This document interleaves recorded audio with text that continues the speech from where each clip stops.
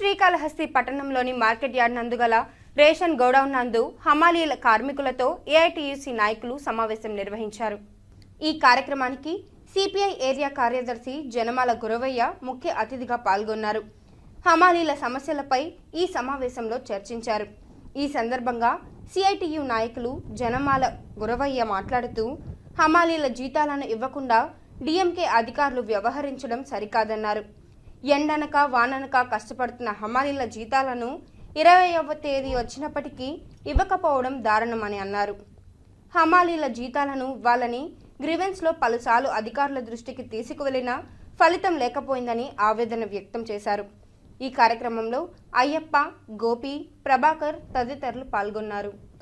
తిరుపతి జిల్లాలో ఉన్నటువంటి హమాలీస్ పాయింట్లలో జీతాలు ఇప్పటికీ పడలేదు. ఈ జిల్లాలో ఉన్నటువంటి డిఎం గారు ఆమెకి దున్నపోతు మీద వాన కురిసినట్టు ఉంటుంది.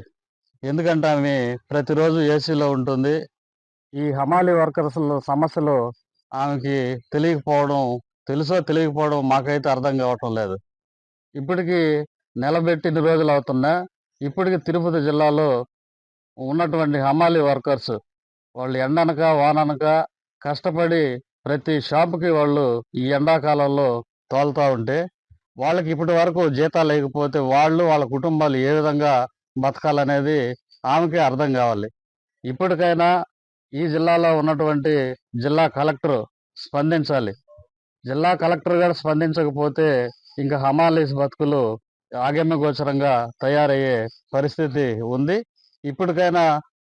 ఇప్పటికీ గ్రీవెన్సెల్లో అనేక సందర్భాల్లో ఈ సమస్యలపైన గ్రీవెన్సెల్లో ఇవ్వడం జరిగింది.